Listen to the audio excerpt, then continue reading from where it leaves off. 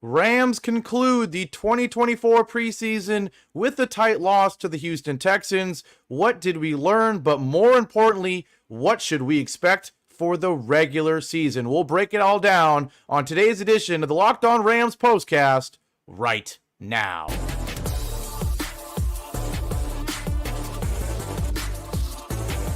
You are Locked On Rams Postcast, part of Locked On Sports Los Angeles, on the Locked On Podcast Network. Your team every day.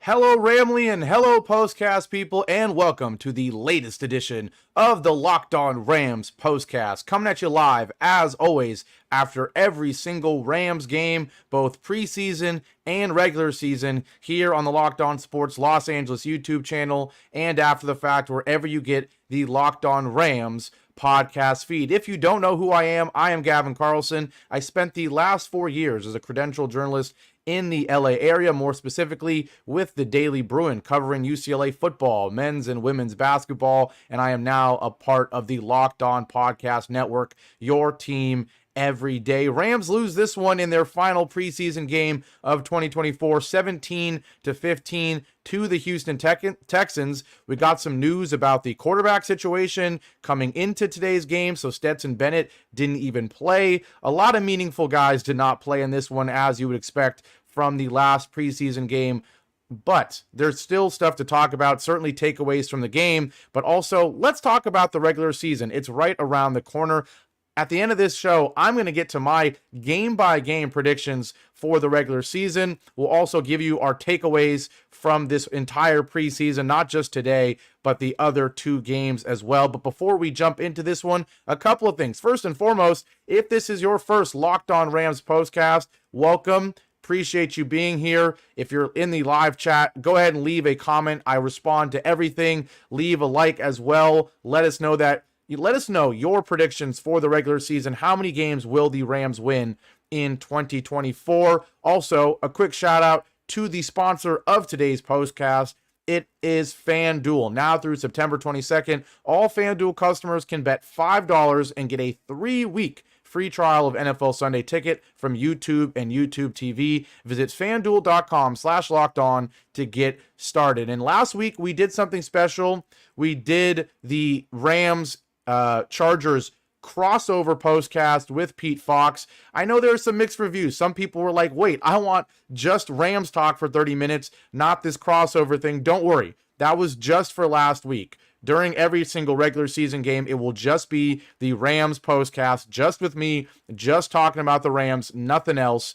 Let's be honest, it's the preseason. There's not really 30 minutes worth of stuff to talk about all the time. So last week, we figured, hey, it's a fun, occasion, the LA battle in the preseason. Let's have a crossover, but don't worry. For those people who were like, wait, I don't care about the Chargers. I just want 30 minutes of Rams. Don't worry. That's what we got from here on out. Kind of an interesting one, because coming into today's game, Sean McVay tells everyone Stetson Bennett is the guy being the third string quarterback, but obviously that means the backup quarterback for weeks 1 and 2 with Jimmy Garoppolo suspended.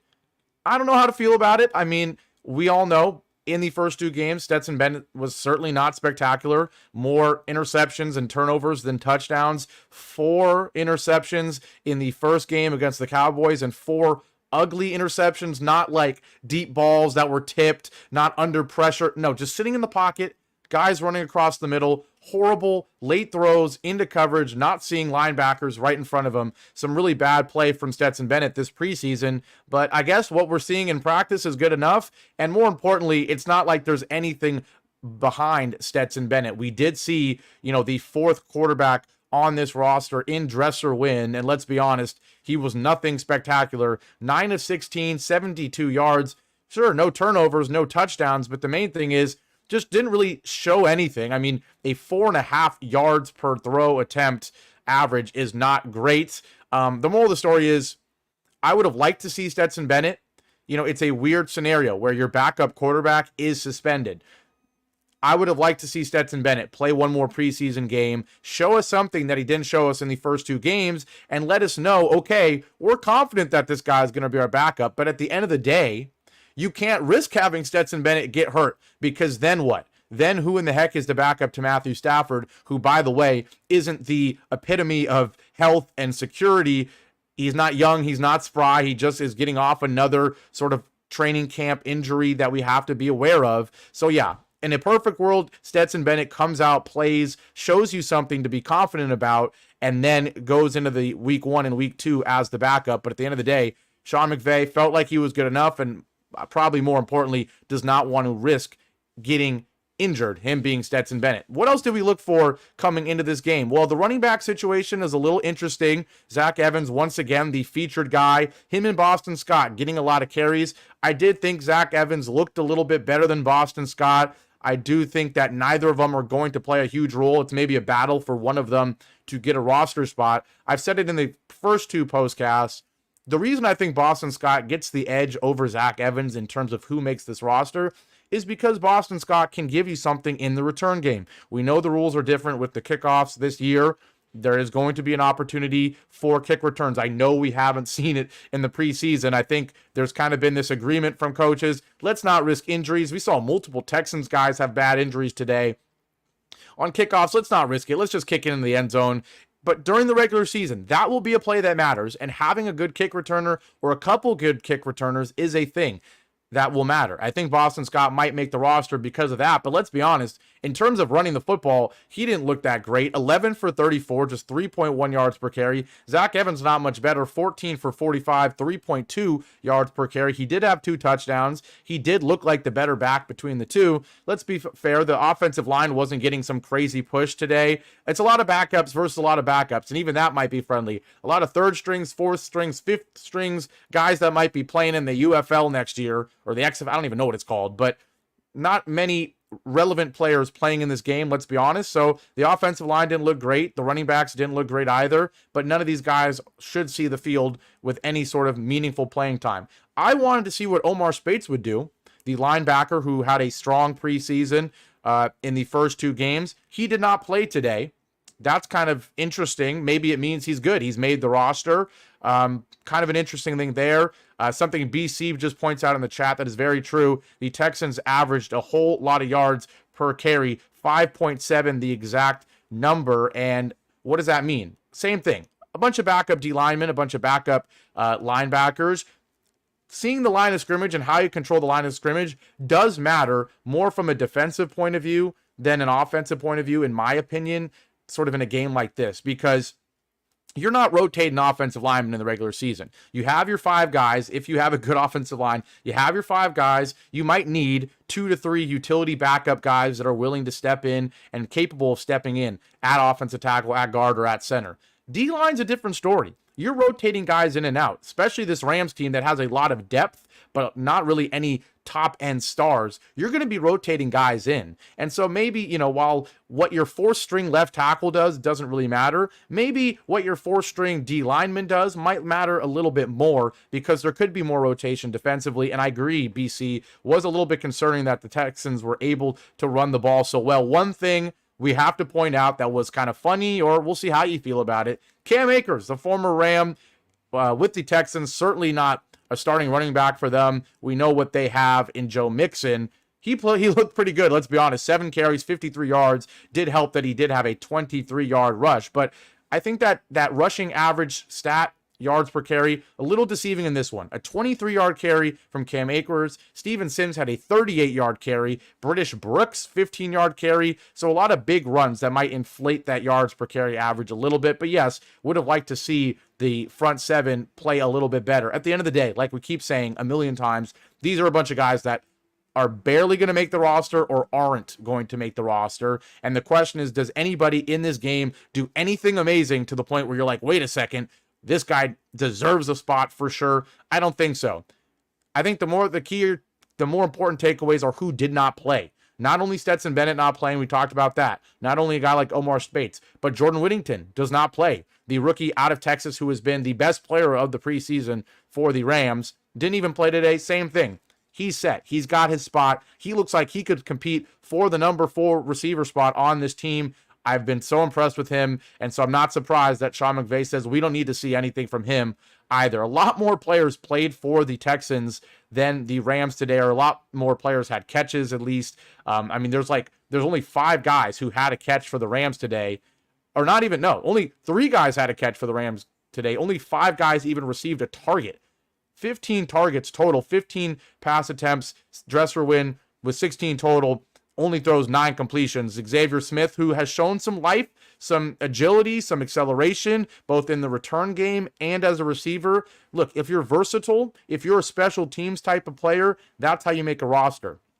That's why, let's be honest, it is a little bit of a bummer that we didn't see as many kickoffs that were actually competitive plays, because how are these guys going to make rosters? It's on kickoffs. It's on punt returns. So we didn't see a ton of that. But Xavier Smith shows you some life. I think he's got something in him. Drake Stoops, I don't think he makes the roster. Just kind of a fun story with his dad being who it is. But at the end of the day, the takeaways more so are who did not play in this one, and the big news regarding Stetson Bennett being the 3rd stringer and the backup for the first 2 weeks. We're going to take our first break here on the Locked On Rams Postcast. When I come back, we're going to talk about the regular season. Let's just jump right into it. Let's not waste any time. What did we learn in the preseason overall, but also in the offseason, in joint practices, with injuries and guys coming back, sort of just the vibe around the team? What did we learn? What can we expect from the regular season? And we'll also get into my game-by-game predictions for the regular season. How many wins will the Rams have in 2024-25?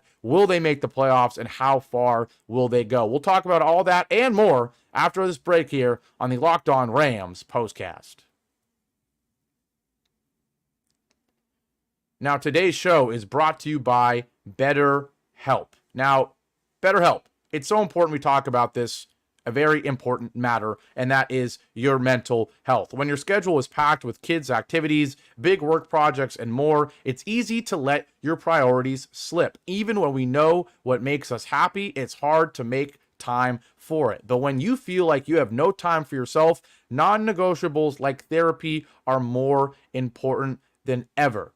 If you're thinking of starting therapy, give BetterHelp a try. It's entirely online, designed to be convenient, flexible, and suited to your schedule. Just fill out a brief questionnaire to get matched with a licensed therapist, and switch therapists anytime for no additional charge. Now, the main thing here is convenience. It's no secret.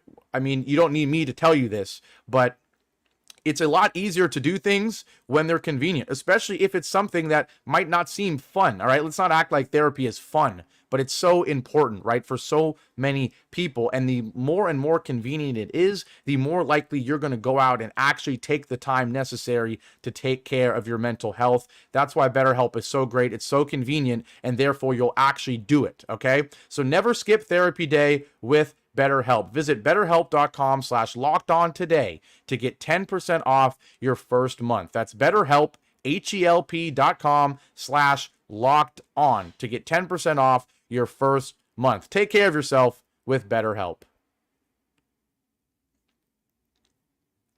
Back here live on the Locked On Sports Los Angeles YouTube channel. This is the Locked On Rams Postcast, the last preseason postcast, because that's right, the preseason ends here with a loss, 17-15 loss to the Houston Texans, but no CJ Stroud versus Matthew Stafford in this one. We know a whole lot of backups. The news of the day that Stetson Bennett will be the backup for weeks 1 and 2, to the point where he didn't even need to play. Jordan Whittington didn't play. Omar Spates didn't play. A lot of guys we might want to see rookies-wise didn't play.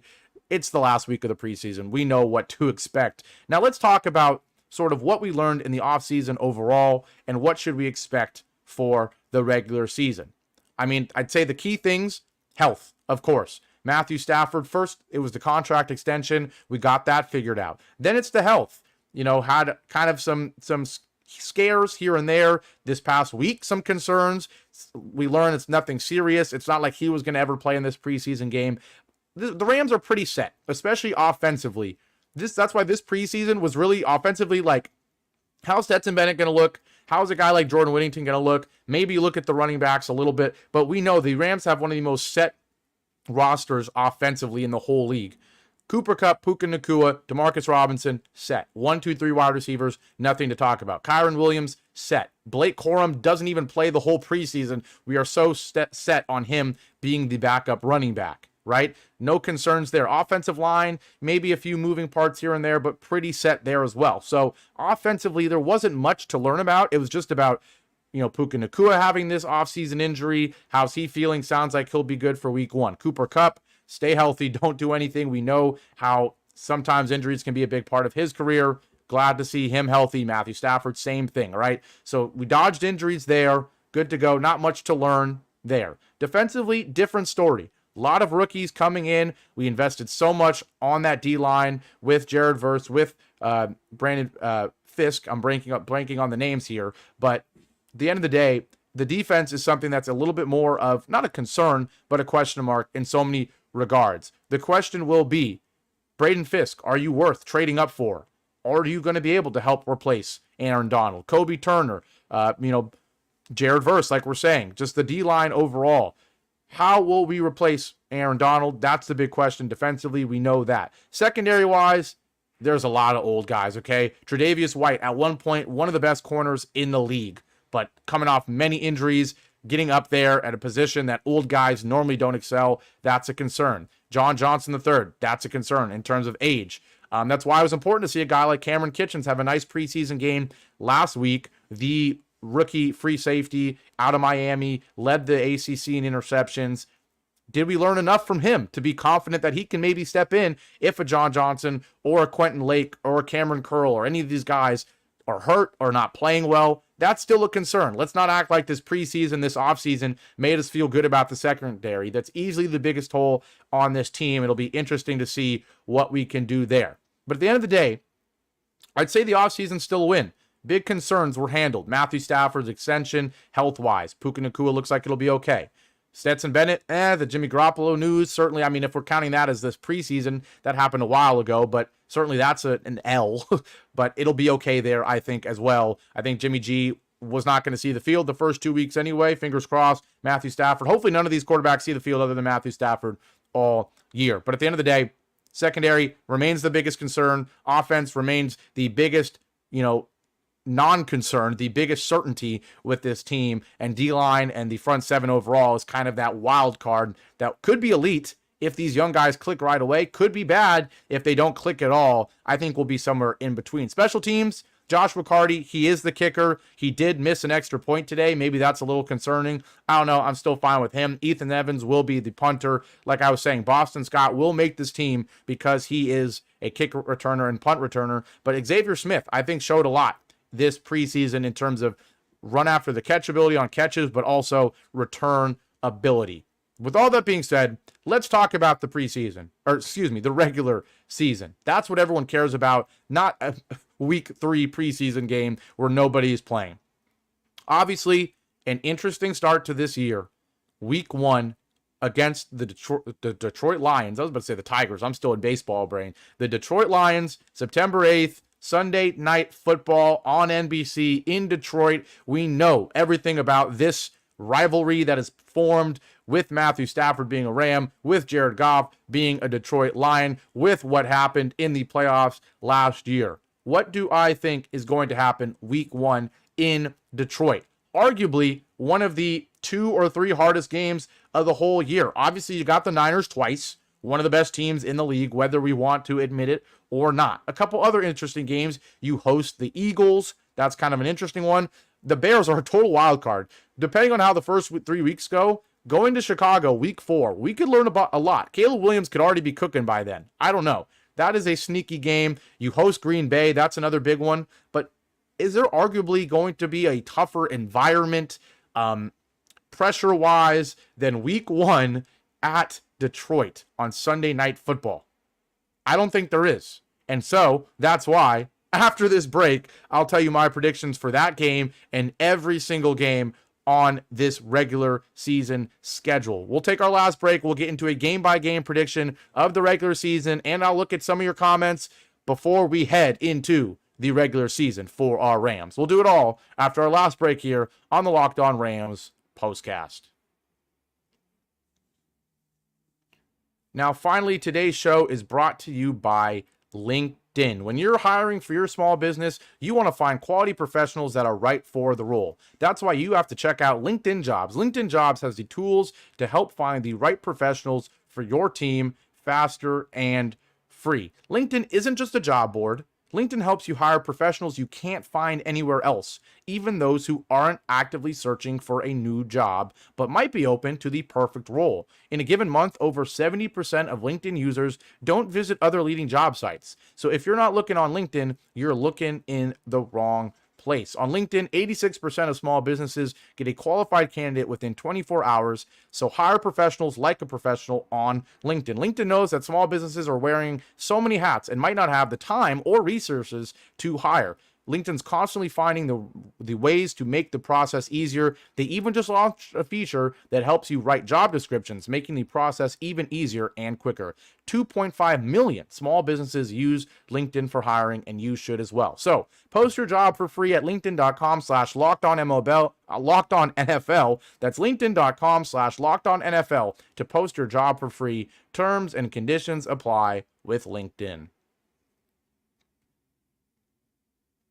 Back here live with Locked On Rams Postcast. I'm Gavin Carlson. If I've snuck in MLB instead of NFL or even said Angels instead of Rams, it's because I am the everyday Locked On Angels Postcast host. I also, this fall, will be doing Locked On UCLA Postcast after every single UCLA football game. So if you like what you hear and see from me, you got a lot of me every day with the Angels, basically every Sunday or Thursday, or even Saturdays this year with the Rams and, of course, UCLA as well. The Angels are playing right now. I'm keeping my eye on that one because I will be doing the Angels postcast after their game today. But enough of this. Let's talk about the Rams. Let's talk about the regular season and what I'm predicting. We had the teaser there, week 1 at the Detroit Lions. What happens? What happens? What happens? What happens?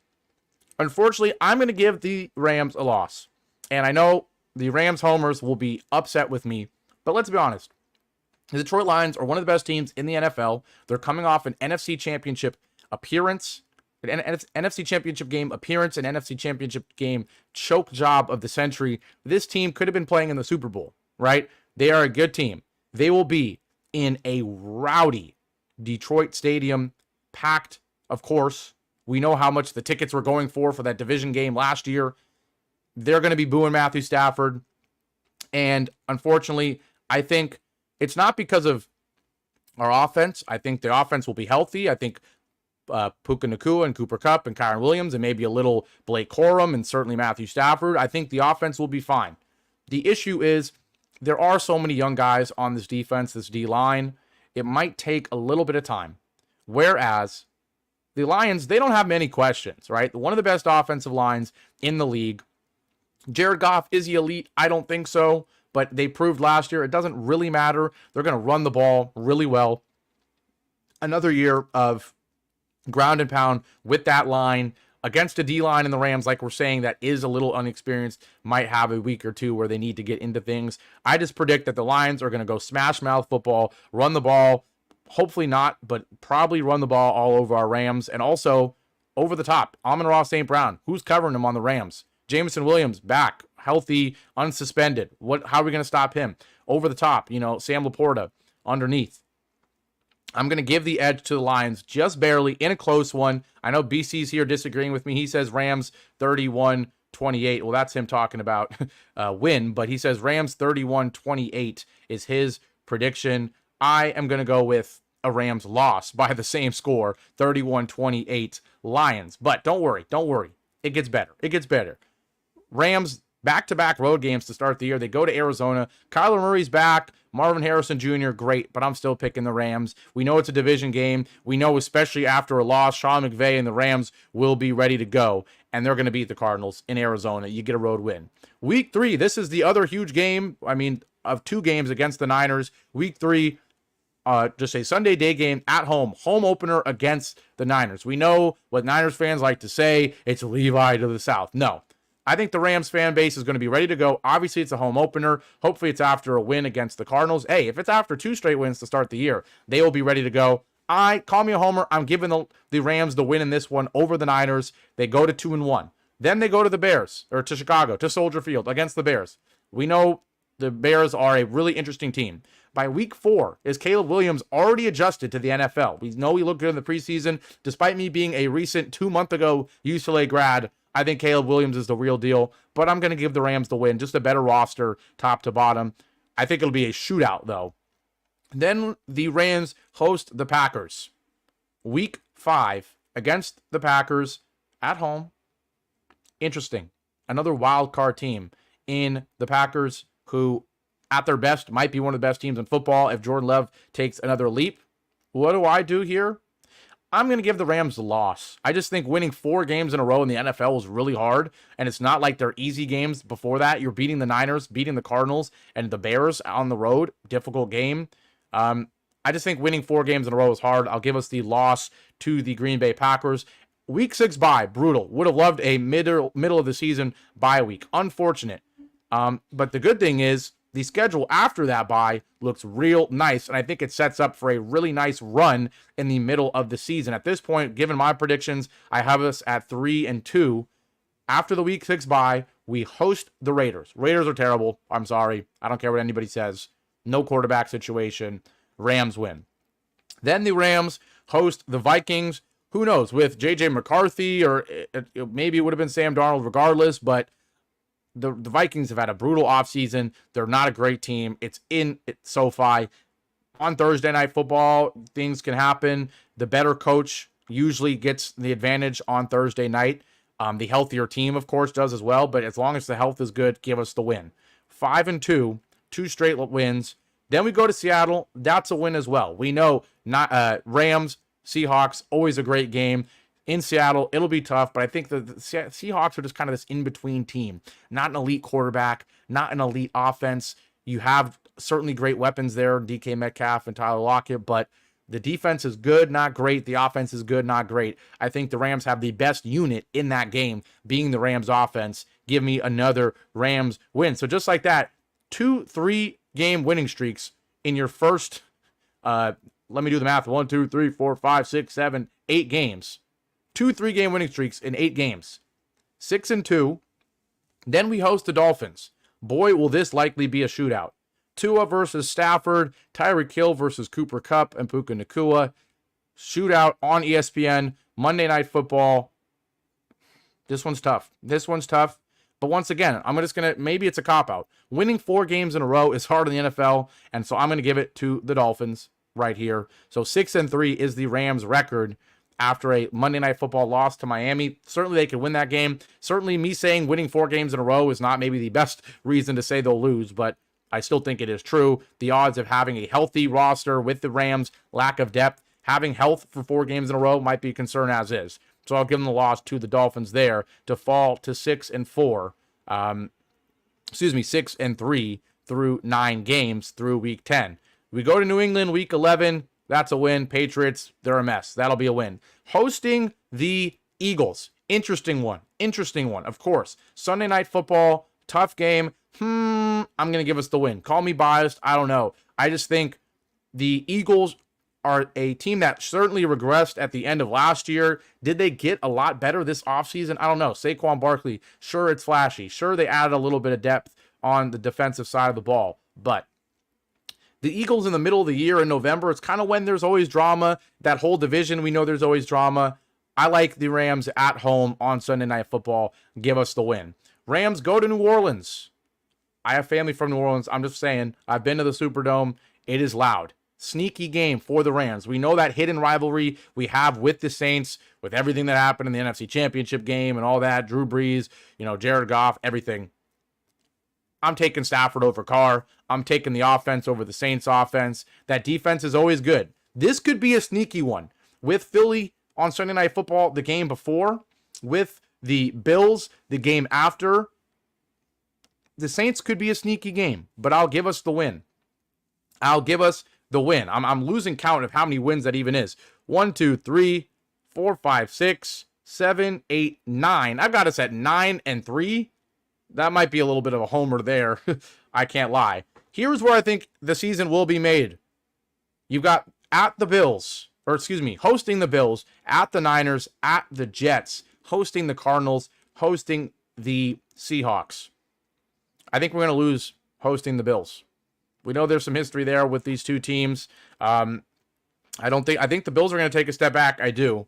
But I just think that stretch of Philly, And New Orleans is a little bit more challenging than people think. And I'm expecting a loss to the Bills in a very high-scoring game. That's just my pick. Then I've got us losing again in San Francisco. I think anytime you play the Niners, obviously you play the Niners twice every year. It's hard to beat them both times. The Rams have really struggled against the Niners. I think that's back-to-back losses for the first time this year. You go to 9-5. You got 3 games left at the Jets versus the Cardinals, hosting the Cardinals, hosting the Seahawks. I think because I'm predicting back-to-back losses, I think we go to the Jets, to New York, to MetLife, and we get a win. This Jets team probably has the widest range of outcomes of any team in the NFL. If Aaron Rodgers looks like Aaron Rodgers with that roster, that is an elite team, like a Super Bowl contender. But who knows? I'm going to give us the win there. I just think there's a little bit more stability with the Rams. Give me the win and the 2-game skid. Go to 10-5. And then call me controversial here. I don't even know which one I'm going to pick. I think we split the two between the Cardinals and the Seahawks, hosting both 2 division games at home. Could be a nice way to end the schedule after that rough stretch. Because let's be honest, hosting Buffalo to the Niners to the Jets is tough, but then you get rewarded with 2 games against 2 teams you're better than at home in the division. I think we split, though. I think we split those games and we go 11-6 on the season. Maybe it's because we beat the Cardinals and then we're resting against Seattle with a wild card spot or division lead, depending on how the Niners do. But either way, I'm predicting a split. I say 11-6 certainly gets us in the playoffs as a wild card or a division leader, depending on how Brock Purdy and the Niners do. That's my prediction. Let me know yours in the comments. 11 wins. Is that way too many? Is that not enough? Am I being a homer, saying that we're going to win 3 games in a row, 2 times in this season? Am I being a homer, saying that we're going to beat the Eagles? Or did I have a loss? No, I did have a win. Beat the Eagles. Am I a homer for saying we're going to beat the Niners at home? For saying we're going to beat the Bears, despite what Caleb Williams looks like? I don't know. You let me know. Everyone's already talking to me in the chat here about the Angels, knowing that I'm about to do the Angels postcast after this. But let me know in the comments, what is your prediction for the Rams regular season? I know this is supposed to be a post-game show, but it's the week 3 of the preseason. Let's be honest. Am I really talking that much about that game? No. So let me know your thoughts on this game, on this postcast, on the season. And remember, we're not doing crossovers anymore. Sorry to anybody who was upset about that. It will be just me, just talking Rams all regular season, starting Sunday night football season opener at Detroit. I will be here after that game. You better join me. It's going to be a lot of fun, especially during the regular season as things go on. But with all that being said, I'm Gavin Carlson. This was the final preseason edition of the Locked On Rams Postcast. Regular season around the corner. Join me all year long. The Rams do lose this one. It felt like we haven't talked about the game in like 20 minutes. The Rams do lose this game to the Texans 17-15, but didn't learn a lot, didn't really need to learn a lot. It's time to play some real football, and I'll be here after that season opener. I'm Gavin Carlson. Rams lose. We'll be great. I say 11 wins. How many do you say? Let me know in the comments. And as always, peace out, Ramley. Go Rams. Let's go win a Super Bowl this year. Take care.